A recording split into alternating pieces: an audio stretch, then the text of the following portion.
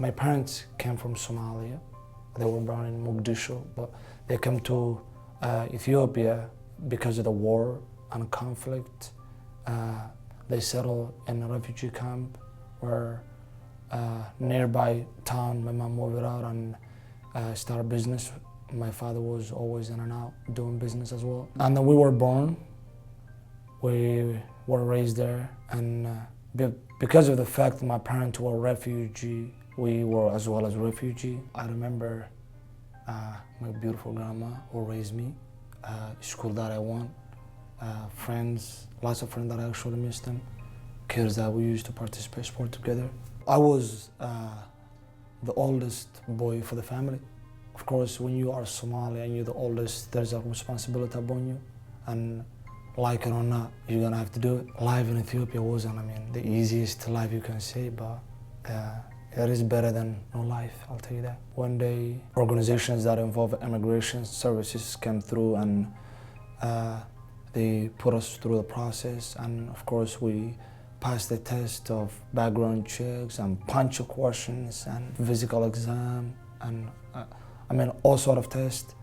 And after we passed, we came to America. We came to fly from New York and flew into St. Paul International Airport, and then here we go, like bunch of Somali people working there, and then they started asking us like, where's our destination? I'm like, we're going to Alaska. I was of course excited and everything, but they was like, Alaska? It wasn't by choice, and we went there, and it wasn't as bad as people actually describe. Coming to an environment where majority white people, it was very terrifying, I'll tell you that.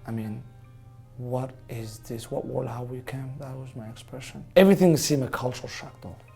Snow, people, food, and bathroom in the house, really? You have like bathroom? I couldn't understand, it was just too much. We started learning how to ride a bus to begin with, and locating for the basic resources, where to get the shopping, how to cross the streets. And then we started attending school.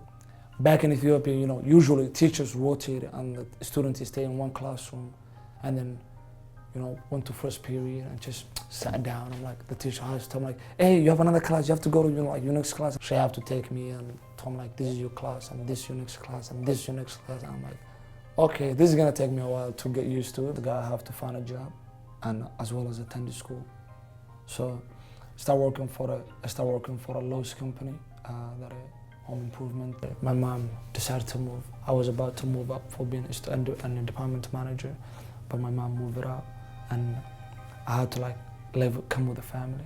Like I said, there is a responsibility and you have to sacrifice some stuff. She was like, oh, we're going to a place called St. Cloud. I'm like, why St. Cloud? And started looking up, and seeing stories and whatnot. I'm like, Mom, it's not a place where you want to go. But she said, it's a cultural diversifies, and there's a lot of Somali people, there's a lot of family. We moved into St. Cloud, graduated from high school, and started attending college. So I would like to be a psychologist that work, being as a psychologist at the same time, counselor of school counselor, especially high school counselor, where I'll be able to direct to students like what field would fit best, what education, what school they should go, help them out. I was a big part of funding a Somali organization that located here in St. Cloud.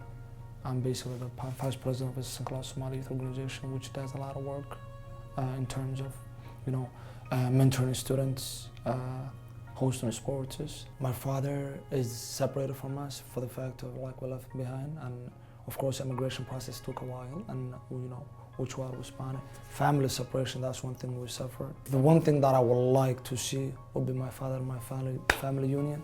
That's one thing that I really, really like to see. Other than that, well, life is terrific, thanks to America.